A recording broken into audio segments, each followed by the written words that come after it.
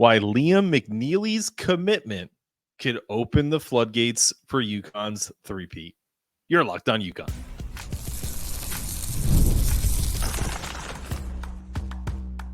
You are Locked On UConn, your daily podcast on the UConn Huskies, part of the Locked On Podcast Network, your team every day. Thanks for making Locked On UConn your first listen every day. This is a bonus pod where you can find us anywhere you get your podcast, Apple, Google, wherever you get it, if it's Spotify, and on YouTube. Thank you so much for joining me on a Saturday night edition of Locked On UConn. A little different format.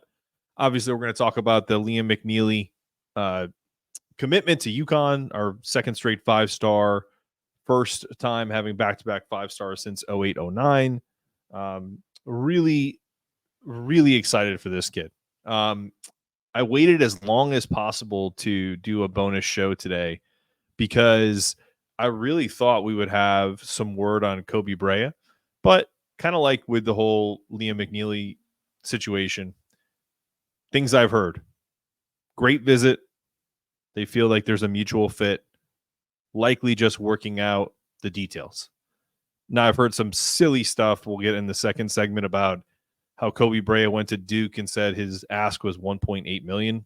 That is patently ridiculous and false.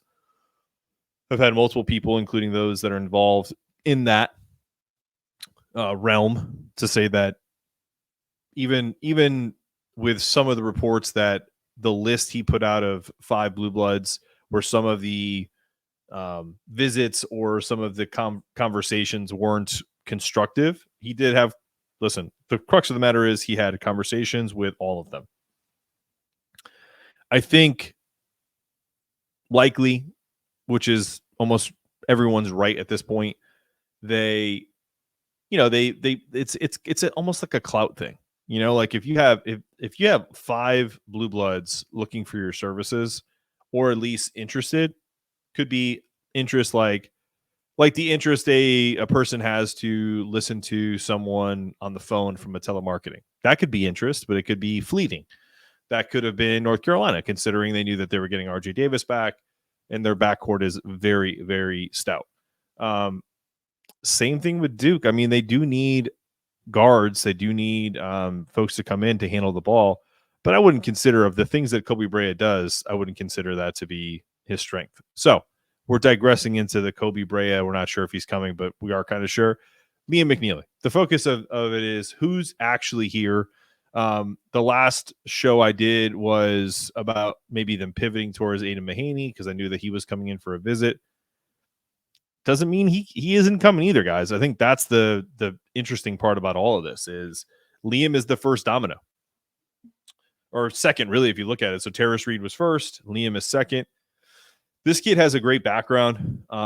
He hails from Richardson, Texas. He has a family deep-rooted in basketball. Mother and uncle both played college hoops. He wears the same jersey number as they did to honor them. I would imagine he'd wear the same one. I don't think that 30 is retired. I'd have to go back and look, but I thought I checked and doesn't look like it. He started at J.J. Pearce High School before transferring to John Paul II in Plano, Texas. He's a huge fan of the Dallas Mavericks and of Luka, Doncic, and Dirk Nowitzki. This is something where he could potentially be, lockstep with Dan Hurley. Star Wars guy, history buff. Maybe there's some potential there. He mentions, Dan has mentioned this in the past, that he wants to have old souls. And it's so funny. That's something my mom used to say about me, that, when I was a kid, I was kind of an old soul. And so in honor of that, I'm wearing my 1999 UConn shooting shirt that I bought in high school. I think it might have been 97. But yeah, I mean, this is the kind of kid that, that they're trying to look for. He's got a history of being around top competition. He was ranked highly nationally by ESPN. When he left John Paul II, he won gold at the 2021 FIBA Americas U16 Championship with Team USA. Joined Montverde Academy with offers from top programs like Duke, obviously, Texas Tech, and Oklahoma State. he's a big game performer, guys. I mean, he's known for being clutch. That's, if we're really being honest. Crucial games, doesn't matter the settings, he's going to be ready. Looks like a cool cat. Demeanor stays the same. Kind of reminds me of Alex Caravan in that respect. Alex shows emotion, but it's like a culmination. He was the MVP of his team at the Jordan Brand Classic, showcasing his skills. I think he had 25 that game. Shot it really well. Really has a history of standout performances against elite competition. So I think that's what's my favorite thing is, like, anybody can have a nice game against not great competition. But when it's guys who are your level or higher and you outperform them, it's fantastic.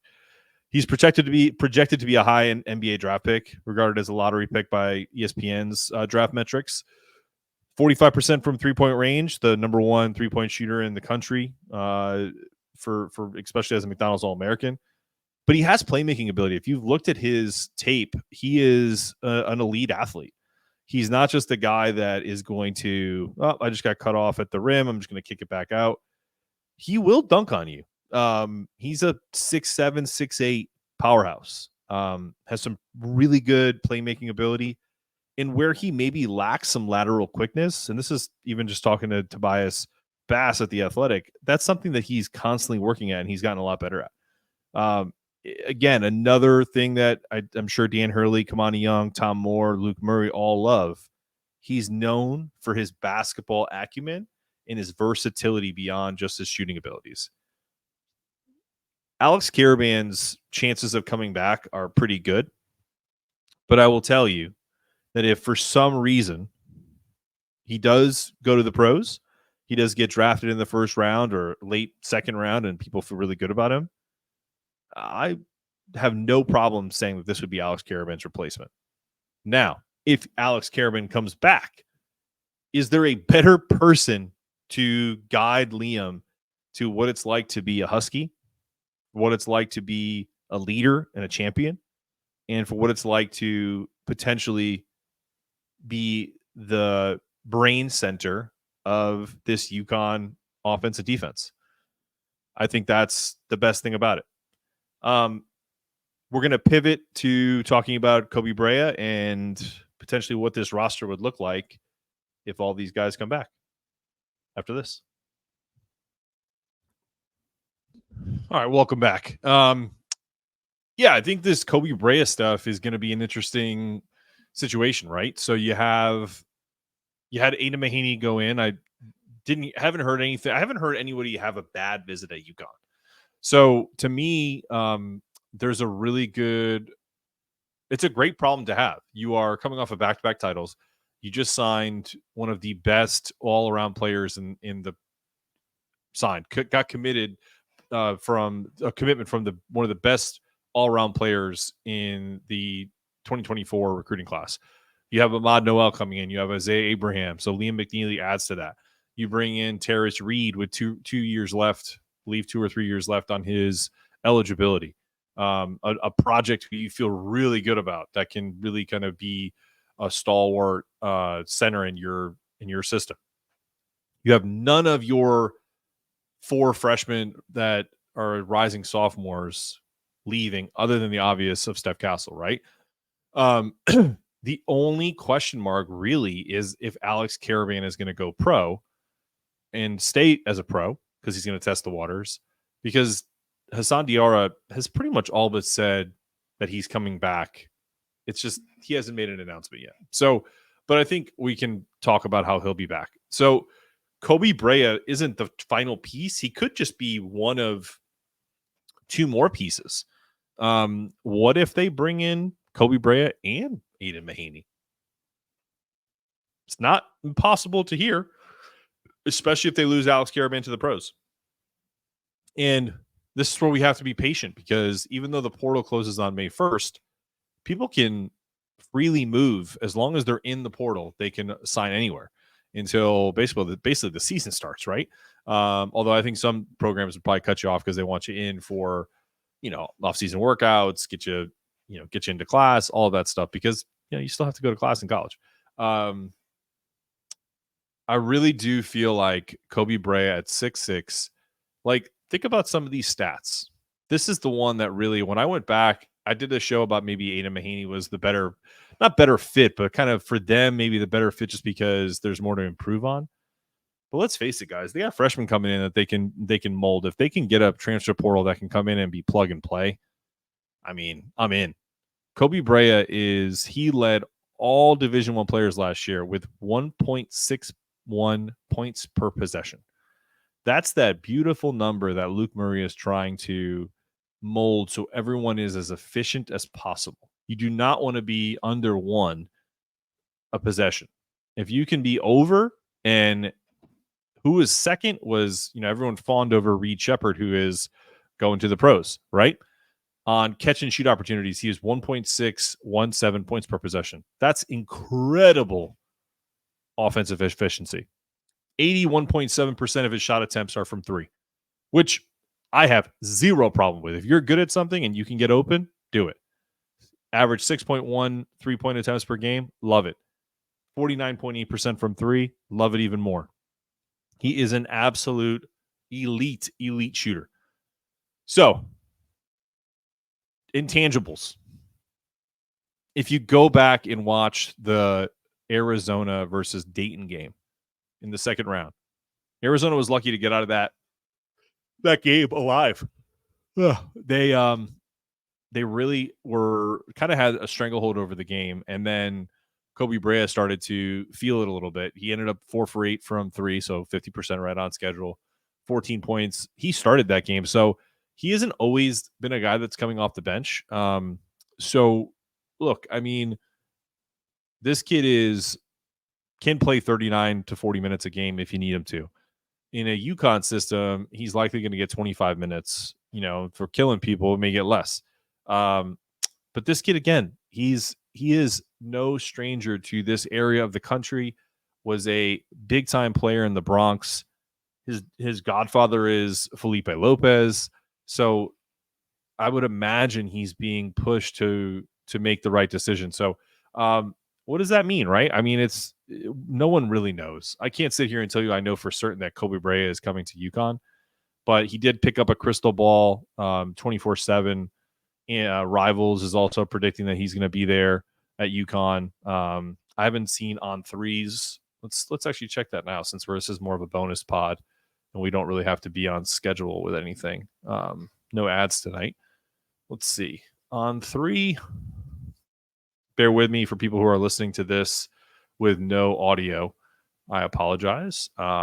Let's look at the transfer portal and go to basketball clearly.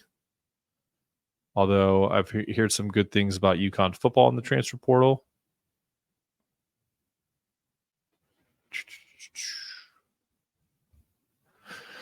Yeah, so On3 doesn't have anything new, just that obviously there's interest.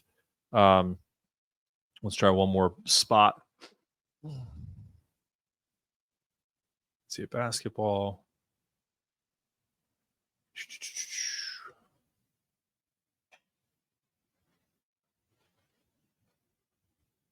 Let's go. Yep. So all of the recruiting sites are predicting that Koby is going to be at UConn. So I can't see him spurning them. I honestly don't even think he has other options. I'll tell you something that's a little weird, and maybe he clears this up if people ask him this in the media. And if he comes to UConn, I really don't care. But apparently the list, and this was talked about in a UConn chat, but the list is essentially kind of I don't want to call it a fake list, but he didn't really have a lot of these visits lined up. He was able to get the visit at UConn.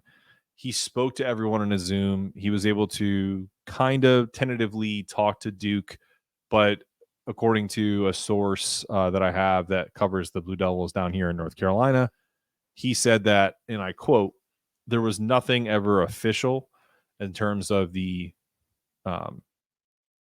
actual visit, but that but that it wasn't really a fit for Duke anyway. So technically, Duke said to Koby that they didn't really have interest in him, that it would be a waste of his time because they were looking for more guys to handle the ball. And I think if Duke was in a better position overall, they would bring a guy in like Koby but they don't really have a true point guard. They don't have multiple ball handlers in that offense. John Shire has a lot of work to do. So their loss is our gain. And I think, Duke fans are gonna spin that and say, they didn't want him, and that's probably true. But I mean, it's hard to turn down an incredibly efficient point per possession 3-point shooter, which is shocking to me that they would say no to him. But maybe the reports are true that he asked for a ridiculous sum of money just to Duke. I also think it's hysterical that if he asked that amount of money to Duke but didn't ask that of UConn, it's even funnier. It's that he maybe gets a hometown discount because he's an East Coast guy. So maybe he was just trying. Listen, maybe he was doing what everyone does to the Yankees. I'm a Yankee fan. Maybe he's just doing what the Bryce Harpers and the Shohei Ohtanis do or even like the mid-level free agents. They check on the Yankees and say, hey, yeah, sign me to $140 million, and then they go to the Pirates for $50 million. You know what I mean? Like, they know what they're worth, but might as well ask the biggest game in town. I don't know why he didn't ask Kentucky. Apparently they have more money than God, right? That's what they keep telling us. So I don't know. I think that's the interesting one. I'd love to listen, Koby. If you come to UConn, come on the show. Let us know if that's something you did. Even though I know you won't, we'll talk about it off the air. I love that. We're going to do a quick around the portal segment after this. Koby Brea, hopefully coming soon. All right, portal talk and a little bit of what if. Let's do the what ifs first. Let's look at the UConn men's basketball roster. So this is assuming that Alex Karaban is back. So you obviously have your senior with Samson Johnson.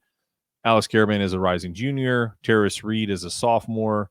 Then you have the 4 freshmen: Solomon Ball, Steph Castle's gone, Jaden Ross, Yusef Singare, and Jalen Stewart. Then you have your 3 freshmen: Isaiah Abraham, Abon Noel, and the previously aforementioned Liam McNeeley. So then we're looking for 2 spots, essentially. Hassan Diarra would be in that mix as well. So it's essentially 2 spots. So we're going Koby Brea is the likely one. Maybe an Aiden Mahaney. We shall see. But what if they get all of that? Then it would be a 9 to 10 person rotation. And then you have a lot of guys fighting for minutes. That's for sure. Sorry, guys. I'm old. It's 8:30 my time, and I'm already yawning. So that's going to be an interesting rotation for Hurley and the Huskies.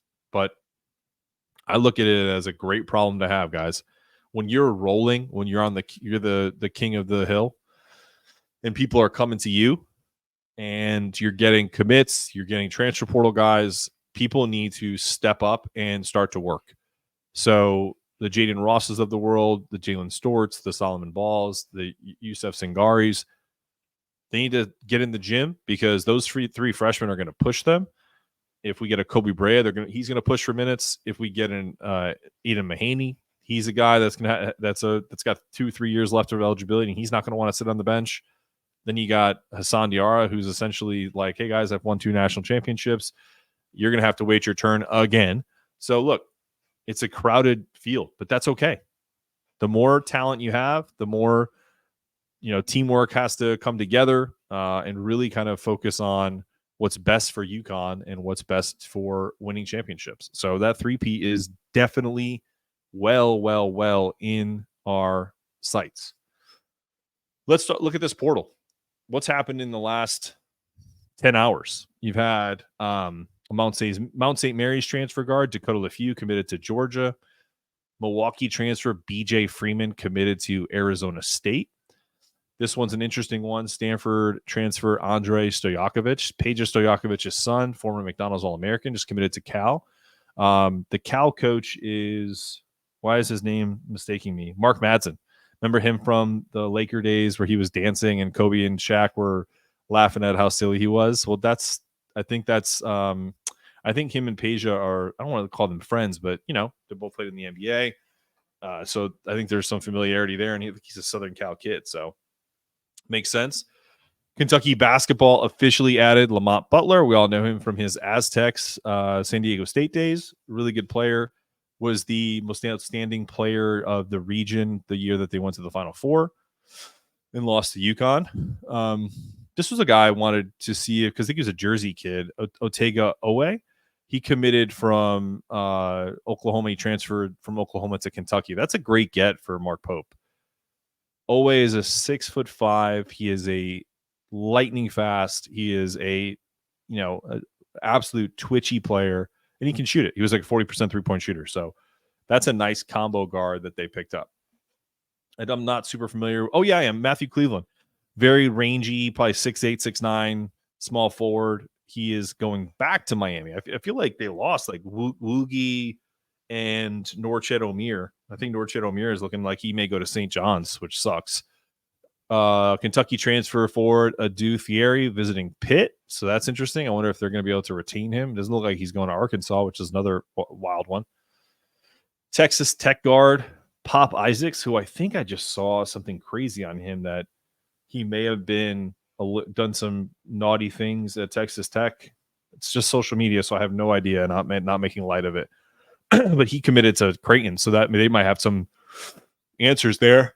Oh, God, sorry to yawn again. Arkansas transfer Bay Fall, former McDonald's All-American, has committed to Kansas State. So Jerome Tang, get himself a nice big-time player there. It's some good stuff.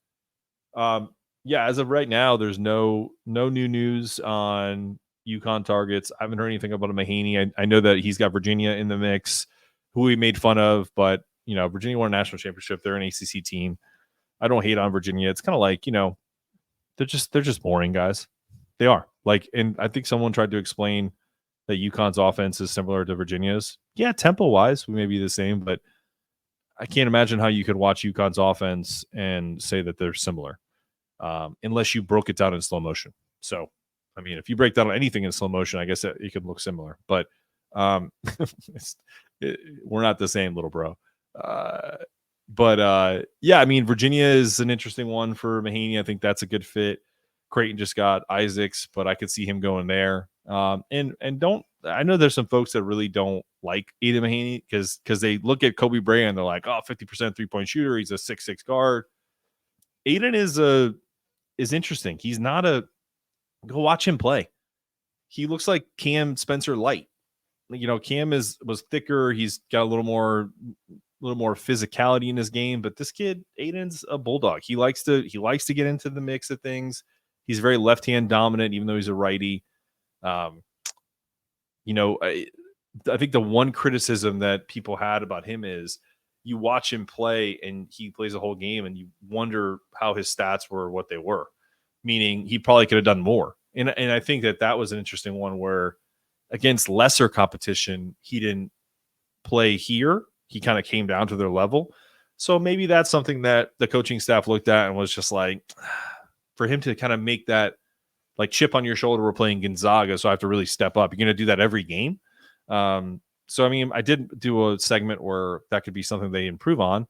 But if we're, comparing players and you get this from one player and you have to coax another, I think you go with the kind of what you would consider the sure thing that you've done your due diligence on. So it looks like they're going to go with Koby Brea, barring some crazy thing we don't see. But we'll know more. I think the latest we'll know is Monday. So hopefully I will see all of my everydayers there, and hope you had fun watching the quick little bonus pod. I'm going to let go so I can go have some fun and hang out with my family.